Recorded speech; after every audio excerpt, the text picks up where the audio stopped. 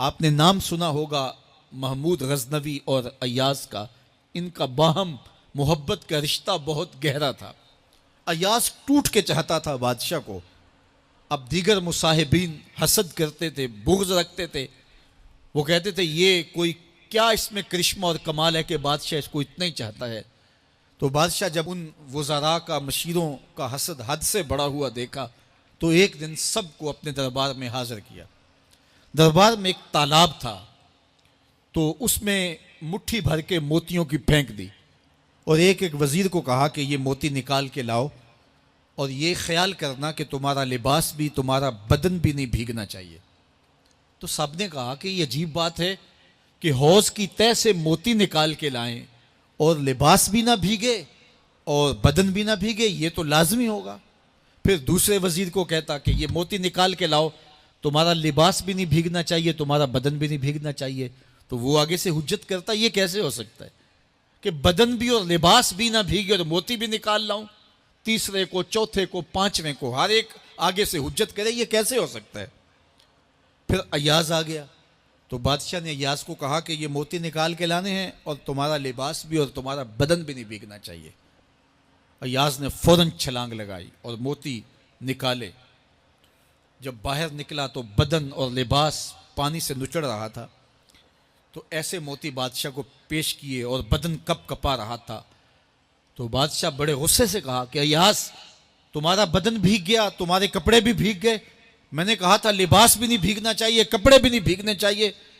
تو ایاز بڑی لجاجت سے عرض کرنے لگا، بادشاہ سلامت، آپ کے دو حکم تھے، ایک یہ کہ موتی نکال کے لانے ہیں، دوسرا حکم یہ تھا کہ لباس اور کپڑے بھیگنے نہیں چاہیے۔ تو ایک حکم میں نے پورا کر دیا ہے، دوسرے کی معافی چاہتا ہوں۔ تو صاحب، اللہ نے حضرت انسان کے سینے میں جذبات کا ایک جہاں آباد کیا ہے، شیطان کو بھی انسان کے پیچھے لگا دیا، اس کی آزمائش کے لیے، اس کے امتحان کے لیے۔ نفس بھی اس کے اندر موجود ہے، اور دوسری جانب اس کو گناہوں سے منع بھی کیا اور نیکی کی تلقین بھی کی۔ اب کتنی مشکل زندگی ہے حضرت انسان کی، آئی جان شکنجے اندر جویں ویلنے دے وچ گنا، کتنی مشکل زندگی ہے۔ خواہشیں ہیں کہ آوارہ ہیں، آرزویں ہیں کہ بے قابو ہیں، اور دوسری جانب اللہ کا حکم ہے۔ اب کیا کرے؟ تو گناہ کرنے کے بعد پھر اللہ کے حضور توبہ کر لے، جو ممکن ہو وہ نیکی کرے، اور گناہ سے مقدور بچنے کی کوشش کرے، لیکن بشری تقاضوں کے تحت اگر اس سے گناہ کبھی سرزد ہو جائے تو اس پر اکڑے نہ اور اس پہ مصر نہ رہے، اس پہ اصرار نہ کرے، بلکہ فوراً اللہ کے حضور توبہ کرے۔ گناہ کرنے کے بعد بندہ جب توبہ کرتا ہے، التائب من الذنب کمن لا ذنب لہ، تو وہ ایسے ہوتا ہے جس طرح اس نے گناہ کیا ہوا ہی نہیں۔ بندہ 100 بار گناہ کر کے توبہ کرے، اللہ 100 بار معاف فرما دیتا۔ وہ کریم ہے، 70 ماؤں سے زیادہ پیار کرتا ہے۔ تو بندے اس کی دہلیز پہ جب توبہ کرتے ہیں، رجوع کرتے ہیں اور اس سے معافی مانگتے ہیں، تو وہ یہ نہیں دیکھتا کہ یہ گناہ گار کتنا بڑا ہے، وہ یہ دیکھتا ہے کہ یہ میری دہلیز پہ آیا ہے اور اس کے ما قبل کے سارے گناہ معاف بھی کرتا ہے، بلکہ گناہوں کو بدل کے نیکیوں میں بھی تبدیل کر دیتا ہے۔ آئیے اب قرآن مجید میں ان لوگوں کی کہانی بھی پڑھیے جو اپنی زندگی کو اپنے مالک کے نام لگا چکے ہیں، اور ان سے اگر کوئی معاملہ سرزد ہو جاتا ہے تو وہ کس قدر اللہ سے ڈرتے ہیں۔ والذین یؤتون ما آتوا وقلوبہم وجلہ انہم الی ربہم راجعون۔ فرمایا کہ وہ لوگ جب ان سے کوئی خطا سرزد ہو جاتی ہے، کوئی گناہ ہو جاتا ہے، تو ان کے دل لرز جاتے ہیں، خوف خدا سے وہ کانپنے لگ جاتے ہیں۔ انہم الی ربہم راجعون، تو وہ اپنے رب کی طرف رجوع کرنے والے ہوتے ہیں۔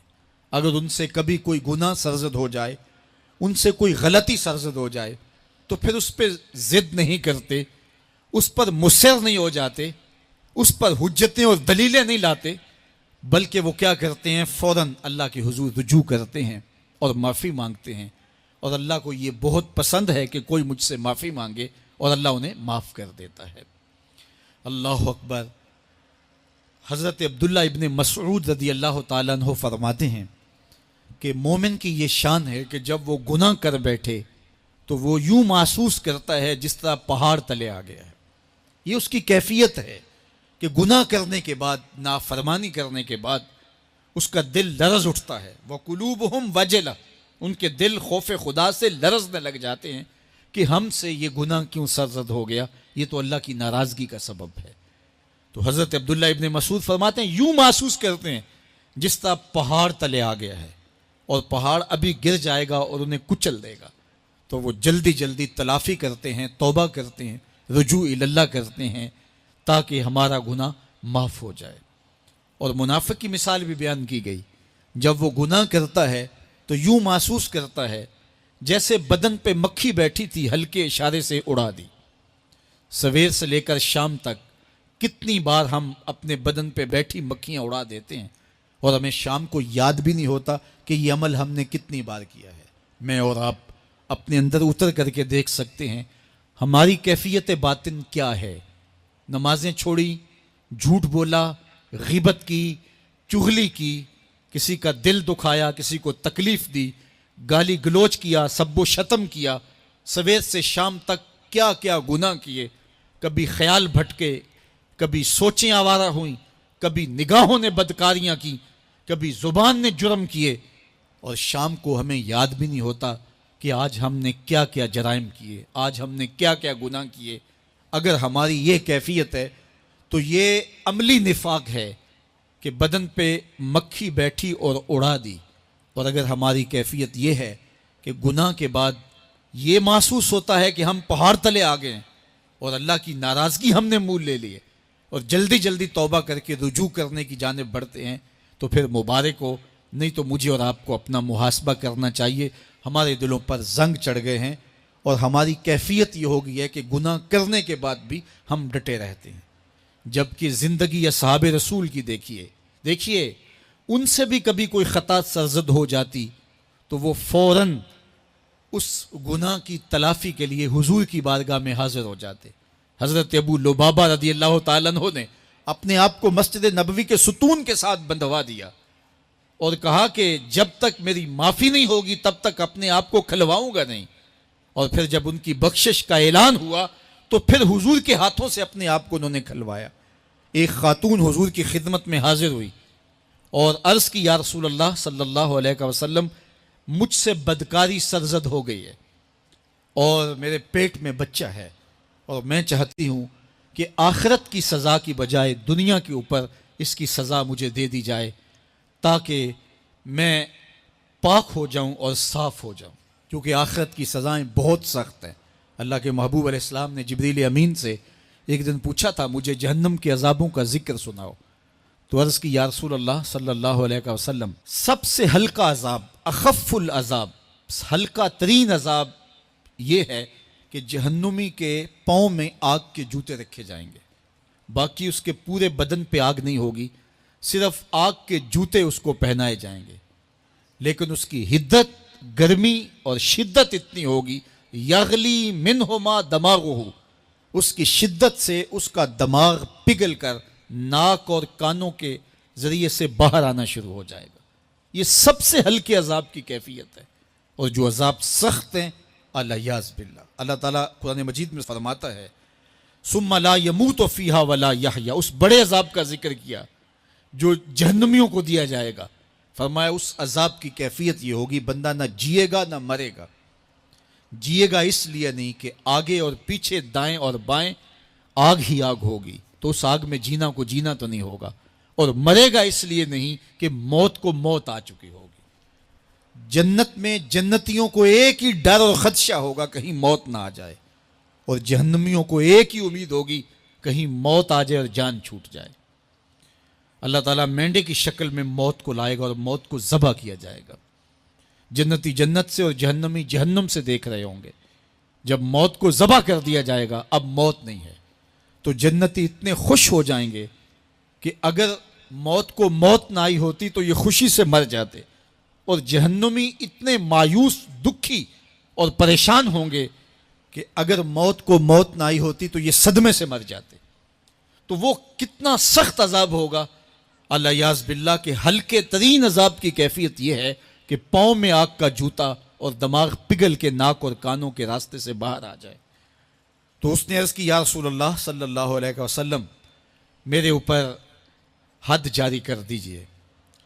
اور اس نے کہا کہ میرے پیٹ میں جو ہے وہ بچہ ہے. اللہ کے محبوب علیہ السلام نے فرمایا جاؤ جب بچہ پیدا ہو تو پھر آنا. وہ چلی گئی. تو جب بچہ پیدا ہوا تو گود میں اٹھائے پھر حضور کی خدمت میں حاضر ہوئی اور عرض کی یا رسول اللہ یہ ہے بچہ جو میں نے گناہ کیا تھا، بدکاری کی تھی، آج یہ اس کی نشانی ہے. تو اللہ کے محبوب علیہ السلام نے فرمایا کہ اسے لے جاؤ اور اسے دودھ پلاؤ، اور جب یہ کچھ کھانے پینے لگ جائے گا تو پھر آنا.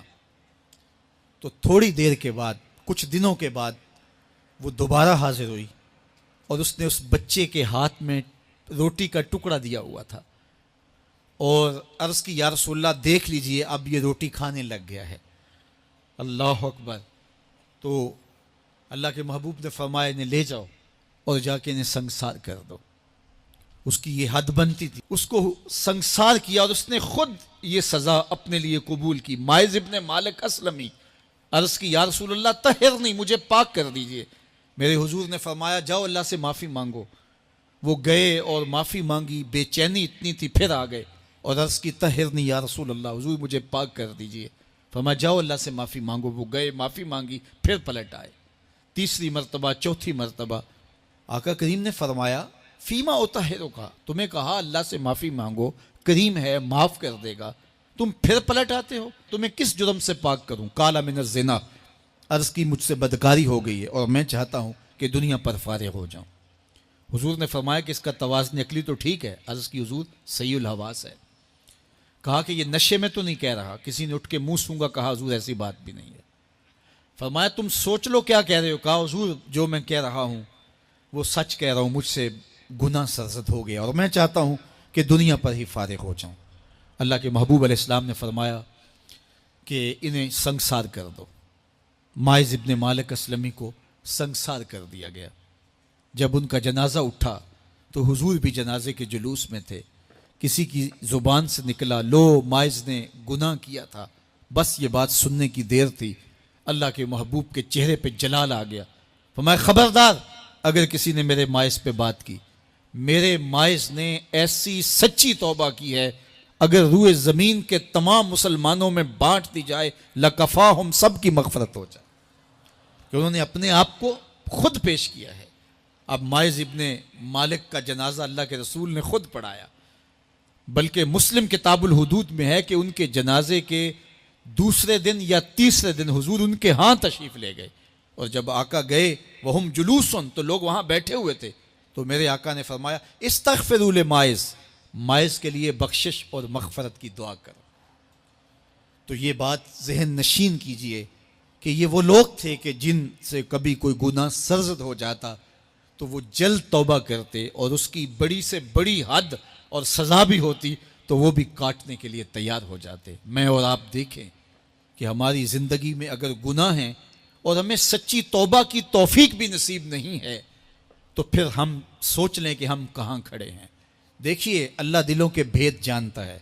سچی توبہ یہ ہے کہ جو کیے پر ندامت ہو اور آئندہ نہ کرنے کا عزم مصمم ہو، پکا ارادہ ہو کہ یہ گناہ زندگی میں دوبارہ نہیں کروں گا. الگ بات ہے کہ پھر دوبارہ اس سے سرزد ہو جائے، لیکن جب وہ توبہ کر رہا ہو تو اس وقت اس کا پختہ عزم ہو اور اس کے دل کے کسی گوشے میں نہ ہو کہ چلو میں توبہ کر لیتا ہوں اور پھر ہو گیا تو پھر کر لوں گا. پکا عزم ہو کہ دوبارہ یہ گناہ نہیں کروں گا.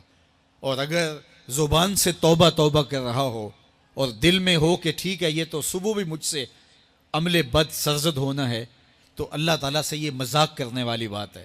اور اللہ تعالیٰ سے جو مذاق کرتا ہے وہ کہاں کھڑا ہے وہ خود سوچ لے.